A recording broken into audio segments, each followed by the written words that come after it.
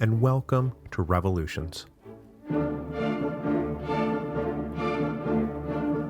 Episode 9.16, The Legend of Pancho Villa.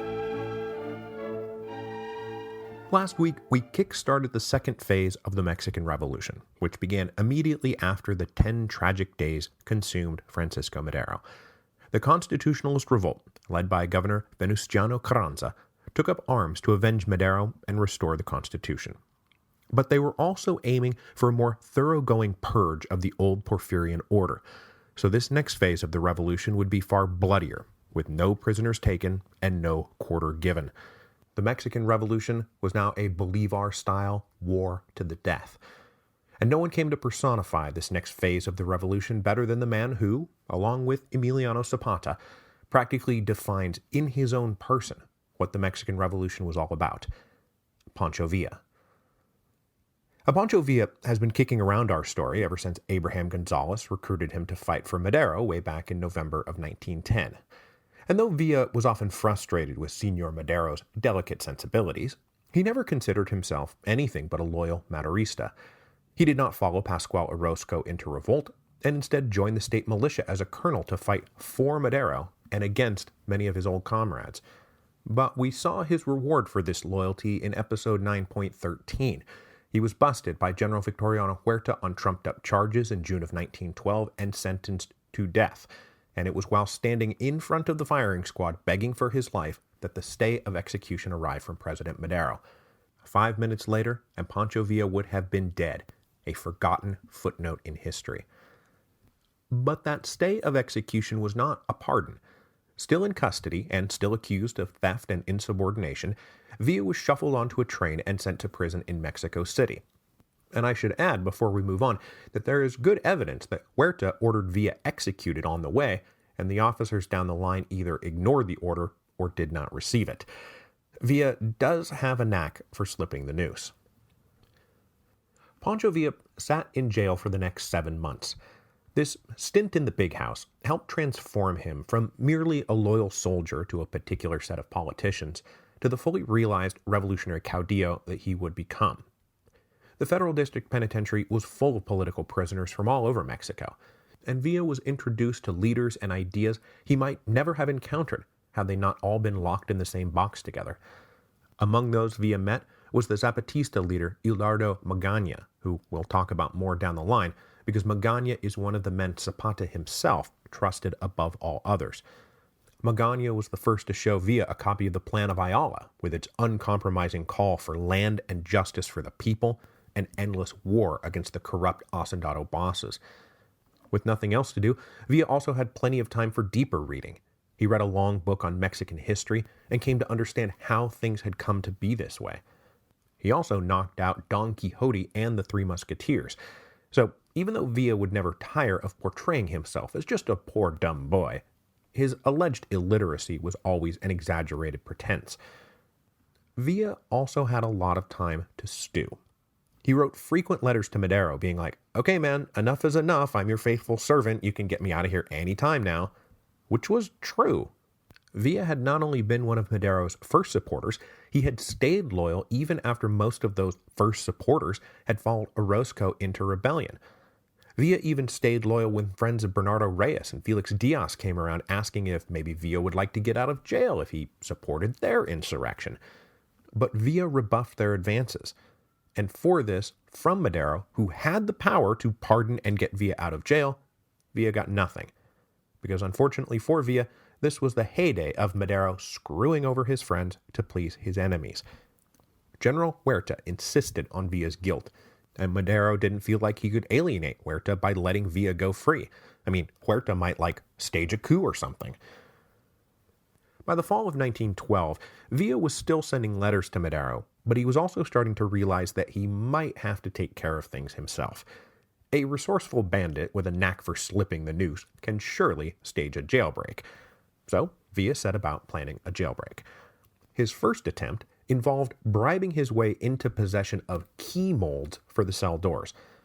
That part worked fine, and Villa fashioned keys for himself and a few partners, at this point including Magaña. But on the day they were supposed to escape, The room full of guards that Villa believed he had made sure would be empty was, in fact, still full of guards.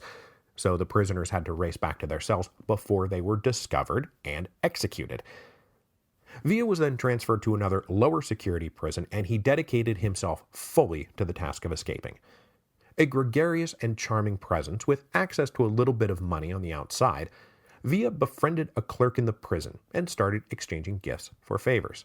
"Oh, your boots are terrible. I'll arrange to get you some new ones if you whatever, give me extra rations," that kind of thing.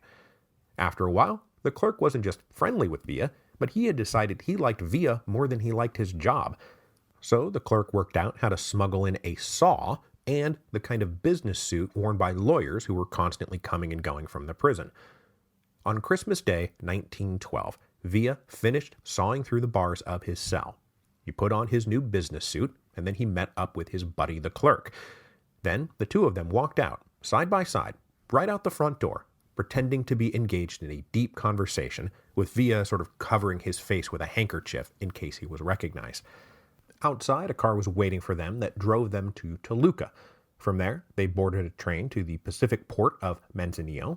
From there, they got on a boat to Mazatlan, a trip which included bribing an officer to let them ditch off the ship in a boat when they suspected the authorities had been alerted and would be waiting for them at the docks. From there, they went overland up the coast to Hermosillo in Sonora, and then they went north, crossed the border, and finally wound up in El Paso, Texas. Villa's daring jailbreak was not just a hair-raising adventure. It also could not have come a moment too soon. Just 6 weeks later, Bernardo Reyes and Felix Diaz staged their own jailbreak that, of course, ended after the 10 tragic days, with General Huerta seizing power and murdering Madero. There is a 0% chance that Pancho Villa would not have been among the first up against the wall had he not made good his escape. But when he got to El Paso, the 10 tragic days were still in the future, and Villa made contact with his old friend and mentor Abraham Gonzalez, telling the governor of Chihuahua about his escape and maybe now can we get working on a pardon.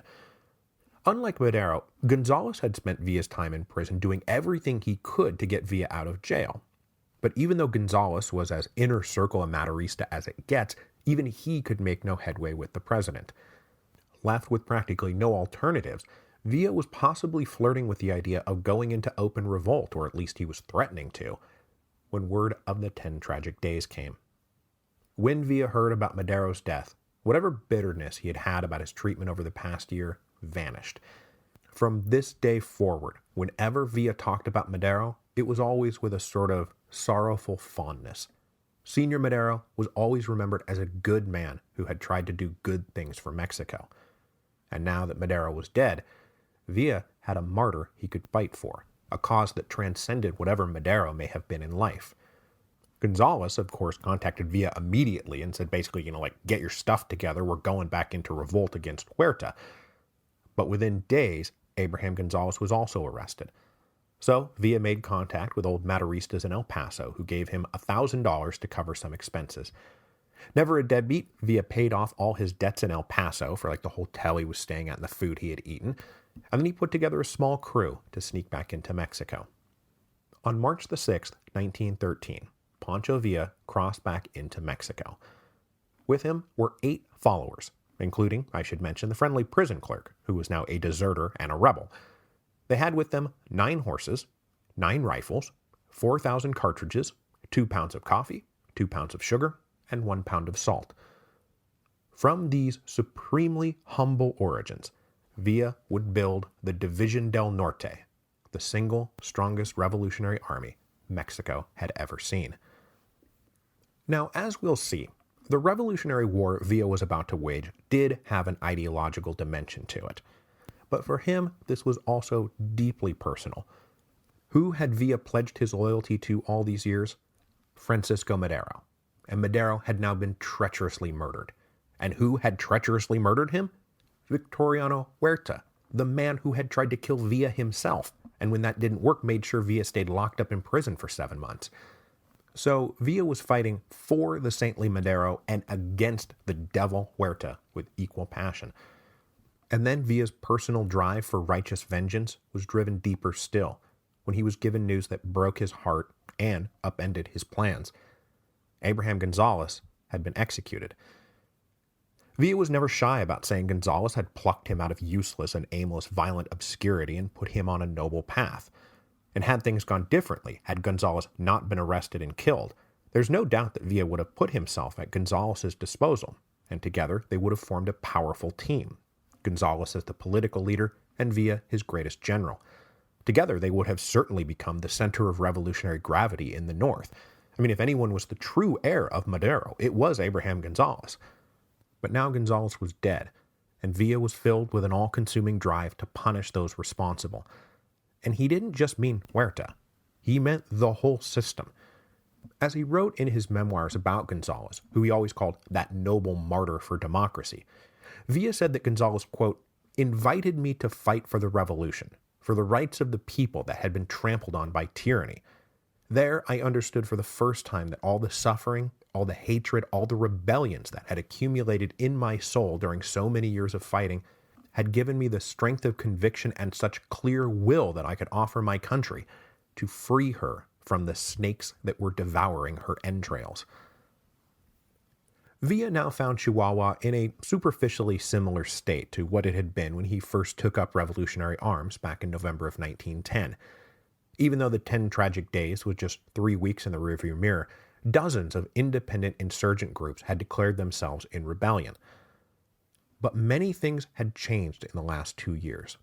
The rebels who had fought together in 1910 and 1911 had been deeply divided between those like Villa who remained loyal to Madero's government, and those, like Orozco, whose resentful grudges and lust for riches had driven them back into revolt. The fighting in 1912 had in many ways been a Maderista civil war, with Villa fighting for the government and Orozco in rebellion against it. In 1913, that fratricidal war would continue, only now Villa was the rebel and Orozco was the one fighting for the government. As is ever the case in Mexican history, the difference between rebel and official forces is defined by whoever was the last president to get assassinated. The situation in Chihuahua also contrasted sharply with the parallel revolts opening up in Sonora and Coahuila that we talked about last week. In Sonora and Coahuila, remember, the whole states had rebelled as sovereign units, the entire state government declaring the central government illegitimate. So those rebellions were organized from the top down, elite leaders like Carranza recruiting armies to fight for him. But after the assassination of Abraham Gonzalez, the state government of Chihuahua had been broken and taken back over by the old Hacendado oligarchy who declared their support for Huerta. So the rebellion in Chihuahua was going to be built from the bottom up. As a result, it was marked by a distinctly more radical form of populism than the middle and upper class rebels currently forming under Obregón and Carranza. Carranza had no interest in overturning the social order. Villa, on the other hand, gleefully rode into battle aiming to do just that. Though he entered Mexico with just a handful of followers, Pancho Villa's name still had some cachet, and he started attracting recruits. With those recruits, he rode around deliberately adding new exploits to his growing legend. Villa had always left politics to Madero and Gonzalez, but now that those men were dead, Villa understood that it was up to him to now carry on not just the fighting, but the political work of revolution. But Villa had no interest in issuing manifestos or proclamations or like his own plan of yada yada. For Villa, actions always spoke louder than words. So he spent March and April 1913 riding around northwest Chihuahua with his little band, performing acts that fell into two broad categories. And I get this, as I get a lot of stuff on Villa, from Friedrich Katz's definitive biography, The Life and Times of Pancho Villa, which is like the only book about Villa you need to read. It's 1,000 pages long. Katz says that Villa engaged in performative acts of redistribution or retribution. On the redistribution front, Villa basically turned himself into Mexican Robin Hood, and that was a comparison that was repeatedly mentioned in the press, the contemporary press, both in Mexico and the United States. Villa would come into a town, he would be told about some corrupt merchant, he would go take over that guy's store and either give the inventory away to the poor or sell it at cut-rate prices. When Villa captured cash, he would often just hand it out to the poor. He would come to a hacendada and force the owner at gunpoint to open up the granary and give it to the workers and the local villagers. So what Villa is doing in these first months on campaign in the spring of 1913 is stealing from the rich and giving to the poor. But this was not just a cynical gambit to garner a popular following. This is kind of who Villa was at heart. Back in his old bandit days, he had once robbed a bank and wound up with a small fortune of about 50,000 pesos. But a year later, he was broke again, having given most of the money away to families he knew who needed the money more than he did. Unlike many of his comrades, who were straight up in this to get rich, Villa really did let cash and the spoils of war just pass through his hands without grasping it all for himself. One of his more greedy and unscrupulous generals later said, "This revolution, do not mistake, it is the fight of the poor against the rich. I was very poor before the revolution, now I am very rich." It wasn't like that for Villa, and for all the literally millions of dollars that would pass through his hands over the next few years, he himself wound up holding surprisingly little. Everything else was either given away or spent on furthering the revolutionary cause. Like, for example, during these early days, Villa and his men hijacked a train and they discovered to their delight that it was loaded with silver. Now, Villa did not give this silver away to the poor, but he certainly did not keep it for himself. He used it to buy guns, ammunition, food, and supplies from American merchants on the border. Villa's armies would always be among the best supplied and best armed of the war. He always took care of his men. Now, aside from this redistribution stuff, there was a hard edge, and that is the retribution. Villa swept through Chihuahua like an avenging angel. He heard that a manager of hacienda was known to beat his workers and rape their wives. Villa's band arrived at the hacienda, they tossed the manager against the wall, and they shot him dead. A priest was accused of raping and impregnating a village girl.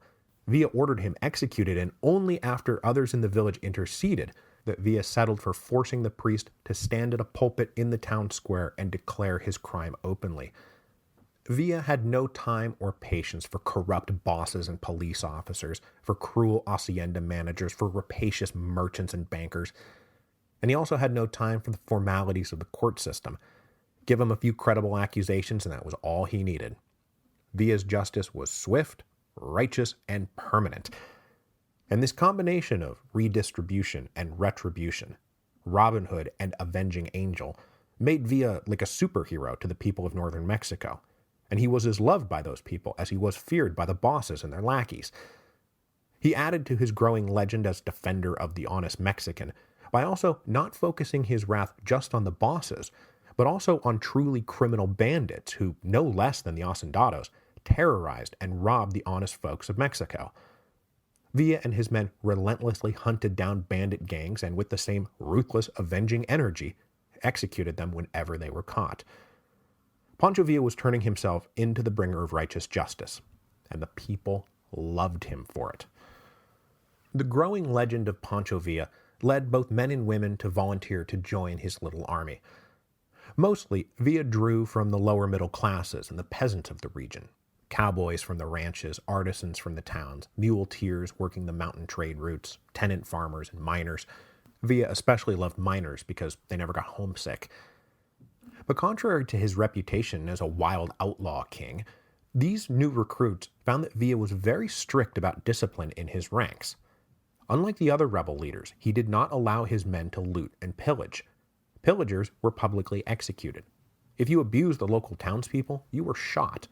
If you joined up with Villa thinking that you were going to run around smashing and grabbing things, you were probably going to wind up dead. This, of course, only endeared him further to the population. It also increasingly endeared him to potential supporters in both Mexico and the United States. And speaking of the United States, when Villa went around playing Avenging Angel and Robin Hood, stealing from the rich and giving to the poor, he studiously avoided Americans and their property. Villa was a smart guy and he had been around the block. The quickest way to ensure that the supply lines to the United States would be shut down would be to threaten American interests. So he was very careful about avoiding the Americans. In Villa's army, if you messed with the Americans, you were probably going to get shot. His men, meanwhile, seemed to accept these rules with a shrug of their shoulders. It wasn't like Villa was a hypocrite. He always paid them on time. He was a poor boy from the mountains just like most of them, and he did not steal for himself. He gave it all away. If he can show restraint, so can I. And if you can't, well, and that's your problem. But there was also a softer touch to Villa that inspired loyalty and devotion among his followers. Though he was not in fact illiterate, Villa had not exactly relied on the written word during his life. And so, being a smart guy but not using books, he had developed a kind of genius-level memory. He remembered names, faces, dates, numbers, events, down to the smallest detail.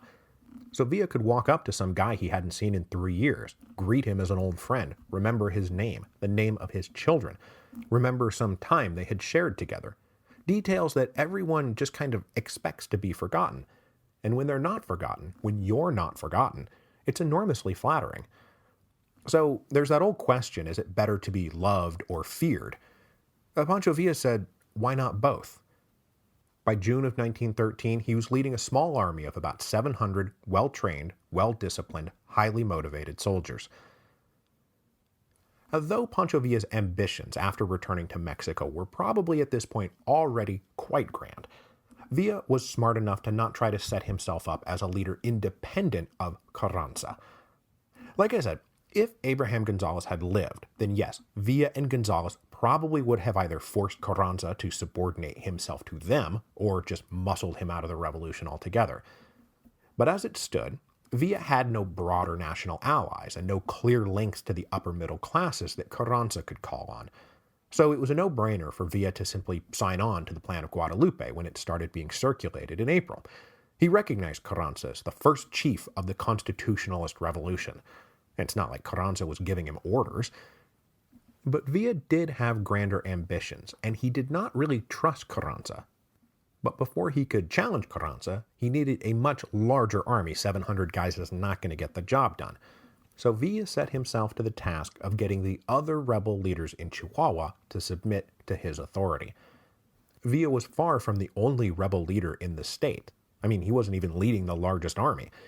Guys like Manuel Chao, a longtime Maderista, and Tomas Urbina, one of Villa's former lieutenants, were leading their own armies in the south and scoring larger victories against the Federale forces than Villa could boast. Urbina, for example, had already sacked the capital of Durango.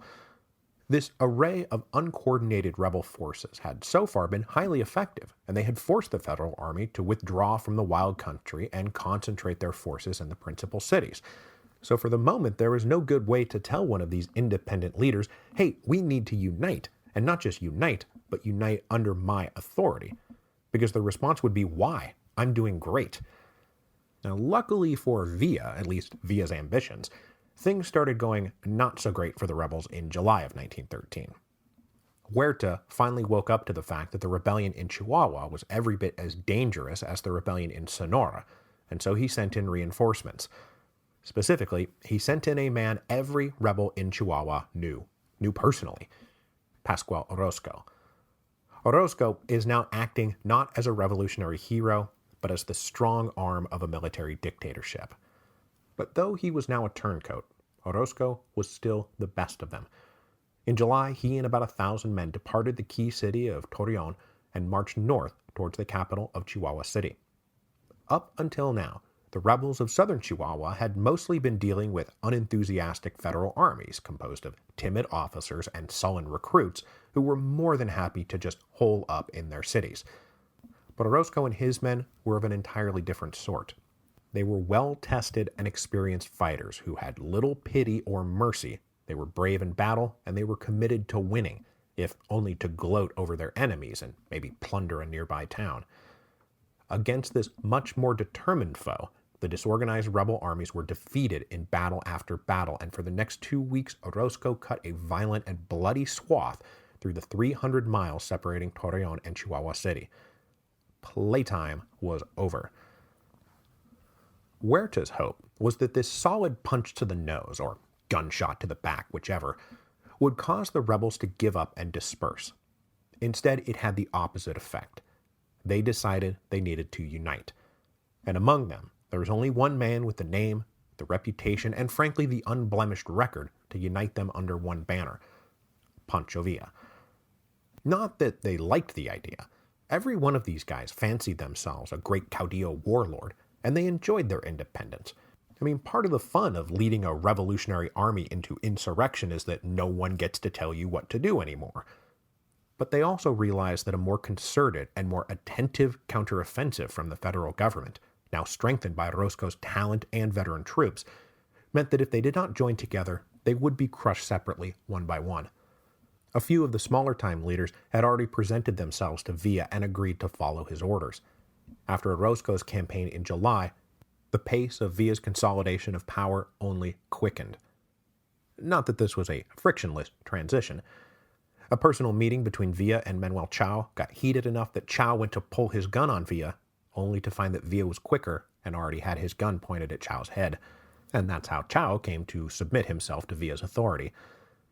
But Villa wasn't dumb, and he allowed these various leaders to continue leading their own men, mostly in their own way, but with Villa ultimately calling the shots and directing a new and more organized revolutionary campaign. This was all formalized on September the 26th, 1913, when a large gathering of all the principal leaders in Chihuahua got together and elected Villa their leader. This was the official formation of what became Villa's legendary Division del Norte. Having crossed into Mexico 6 months earlier with 8 guys, some rifles, and some coffee, Pancho Villa now commanded the largest single army in the whole of northern Mexico. While Villa was organizing his new Division del Norte, he was sending regular, dutiful reports back to Carranza, who was, of course, the first chief of the constitutionalist revolution. But Villa recognized Carranza's authority only as a matter of political and military convenience. Neither man really trusted the other. Villa tended to follow Madero's old wariness of Carranza, and Carranza, for his part, liked ruffian revolutionaries even less than Madero did. So this was absolutely a marriage of convenience, mostly made possible because they were operating in totally separate geographic areas. So while Villa recognized Carranza as the first chief, he always made sure to keep himself and the Division del Norte independent of Carranza's authority. This independence was actually one of the big reasons Villa was able to convince the other rebel generals to follow him. Though he was happy to steal from the rich and give to the poor on a small scale, on a large scale, this is not really how he operated. If Villa came around and decided to confiscate an hacienda on behalf of the people, he would not break up its land and redistribute it. He would instead put the hacienda to work for the revolution. So if Villa seized control of a ranch or a farm, he would keep it running. He would sell the cattle or the harvest to his American contacts and use the profits to keep his men paid, fed, with shoes for their feet and bullets for their guns. This system of confiscation and control of property was a hugely important part of bringing the Chihuahua Revolution under his command, because Villa might allow the other chiefs to keep leading their men in their own way, but he would always be the quartermaster and the paymaster. From time to time, he might give one of these confiscated haciendas to one of his generals as a gift, because, let's face it, some of these guys were just in this to get rich. But mostly, Villa was now controlling a large network of haciendas that he was putting to work for the general use of the Division del Norte. Carranza responded to Villa's growing army and total independence by forming, at least on paper, new constitutionalist armies. Supposedly, there would be 7 regional armies covering all of Mexico, but in reality, only 3 of these armies ever took the field, and the zone commander for the Northwest Army would not be the bandit king Pancho Villa, but instead the respectable jack-of-all-trades Alvaro Obregón. So when the Division del Norte was formed, it was technically operating under Obregón's command, but that was an authority recognized in theory only. In practice, Villa was calling his own shots, and the shot he now planned to take was at Torreón. The city of Torreón sits in northern Mexico, or northern central Mexico, depending on which descriptors you'd like to use. It was the principal city of the Laguna region, which is a large fertile basin around where the states of Chihuahua, Coahuila, Durango, and Zacatecas all intersect. Torreón was the rich linchpin of the region, and capturing it would be a huge boon to the fortunes of the revolution. Though large, the new Division del Norte was not considered by most observers equal to the task of capturing a well-defended city because it had no artillery. Well, not no artillery. Villa did have 2 small cannons, but, how are you planning on taking a city with 2 small cannons? But Villa had a couple of big things going for him. First, he outnumbered the Federales 8,000 to 3,000. Second, he was an audacious commander bordering on reckless. And third, the federal garrison at Torreon was run by dummies. Within days of forming the División del Norte, Villa led them to Torreon and commenced his attack on September the 29th. And while Villa could not be put in the same great general pantheon as like Caesar or Napoleon, he did have a knack for making astute observations and improvising a workable strategy on the fly. He had no artillery. The enemy had lots of artillery. It was stationed in the hills surrounding the city. So, how are you going to approach them? How are you going to dislodge them? And Villa basically said, well, let's do it at night, when it's dark. Simple, right? Brilliant. So keeping their heads down during the daylight hours, Villa's infantry charged up into the hills at night and went and captured all the guns. These attacks were ferocious, and they induced terror in the ranks of the federal army, who were unable to counterattack or even know what they were aiming at. This went on for 2 days and 2 nights, and soon enough, the División del Norte controlled the hills and captured all the guns. Inept leadership on the federal side soon gave way to cowardly leadership. The general in charge of the city ordered a counterattack on the 3rd day, and then he hopped in his car and hightailed it out of town. The other officers soon realized that they had been abandoned and organized what can only be described as a terror-stricken retreat. Villa and the División del Norte took Torreon on October the 1st, and the legend of Pancho Villa grew. Once Villa took the city, he continued to set himself apart from other revolutionary leaders. There was some looting in the first couple of hours of revolutionary occupation. For most of the men in the División del Norte, this was behavior that was expected and encouraged. Take a city, sack a city. Those are the rules of the spoils of war going back like 10,000 years. But that way was not Villa's way, and he was in charge now. So in no time, Villa had guards posted at key civic buildings and in front of private homes and businesses to prevent further looting. By this point, Villa was really growing into his role as a political as well as military leader. And you'll recall that he had probably learned this lesson well during the events that we covered back in episode 9.9, when Madero took Juarez, and it was important to demonstrate that revolutionary victory did not mean chaos and the breakdown of order. So when he took Torreon, Villa demonstrated clearly to the middle classes of Mexico who might be on the fence about whether to support him or stick with Huerta, and also demonstrated to careful observers in the United States that he was not the king of the bandits, and he wasn't. The men under his command, now denied an opportunity to pick the city clean, could attest to that. So Villa had captured Torreon, but he was not interested in settling in and holding it. He had bigger plans. So after a month of occupation, he forced the banks to give him some loans, dutifully signing some IOUs, loaded up his newly captured artillery, and led the División del Norte north to the capital of Chihuahua City. He chose this target over the warning of some of his advisors, who pointed out that Chihuahua City was far better defended, was run by a far more competent general, and still boasted the presence of Orozco and his men. Chihuahua City was not going to fall to mere bravery and night attacks. And it did not. For 3 days, Villa flung his troops, still enthusiastic and loyal, against the artillery and machine guns of Chihuahua City, but it soon became clear that this was just a waste of men and bullets, and Villa had to call it quits. This was the moment the federal forces had been waiting for. This was the big defeat that would scatter the northern rebels, who were supposed to be weak and feckless. Instead, Villa and the División del Norte followed up their failure to capture Chihuahua City with 2 victories that would not only become 2 of the largest feathers in Villa's increasingly legendary cap, but also pave the way for his capture of Chihuahua City. Pancho Villa started 1913 as a fugitive on the run from the law after a daring jailbreak. By the end of 1913, he's going to be the governor of Chihuahua. So, time to wrap this thing up. Without missing a beat and giving his forces no further time to dwell on their defeat, Villa pulled out of Chihuahua City and pushed north. His intention now was to capture Juarez, which was still held by federal forces. His army surrounded the city and outnumbered the garrison, but Juarez was still very well defended, and the rebels had no clear path into the city.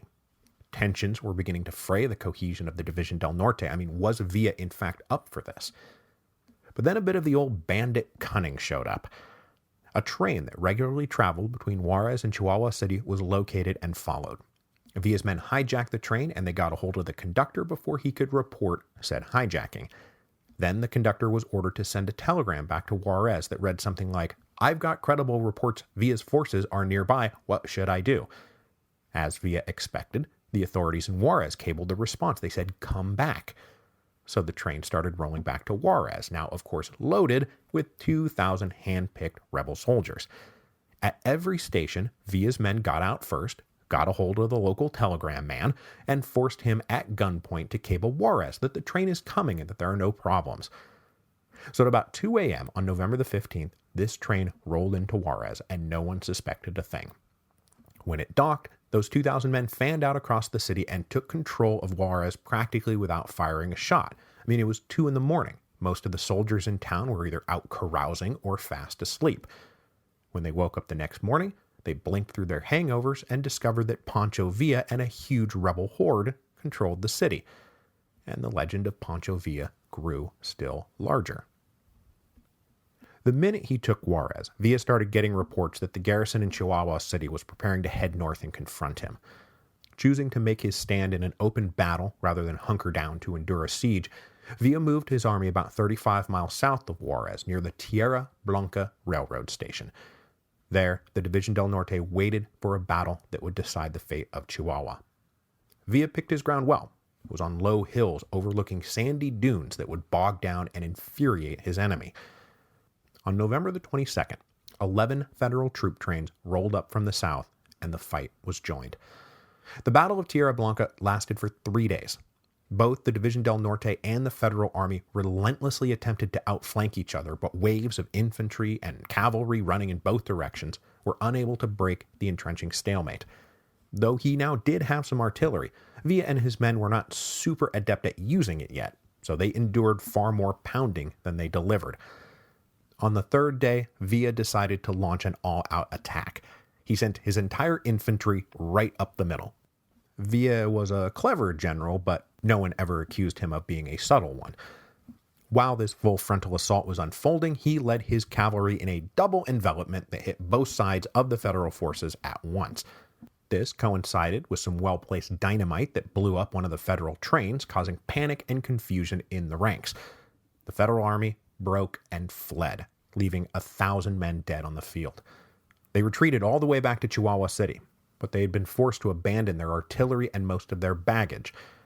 The commander of the federal forces concluded that the capital could not be held, and he evacuated his forces north. The capital of Chihuahua was now wide open, and on November the 28th, 1913, the División del Norte occupied the city, and the generals voted to make Pancho Villa governor of Chihuahua. Now, being governor, being a political leader, had never been Villa's real ambition, and he would at first attempt to resist this political office being foisted upon him. But in the end, he relented and embraced the possibilities this new job presented. Carranza, of course, was not very happy to hear that Villa had more or less declared himself governor, and tensions between Villa and the first chief would only be exacerbated. But the time has not yet come for them to go their separate ways. No, the time has come for them to win the war. And next week, Villa will join with the other constitutionalist armies in a coordinated push south to dislodge the usurper Huerta from Mexico City. And they would be joined in this endeavor by a powerful new ally, the United States of America.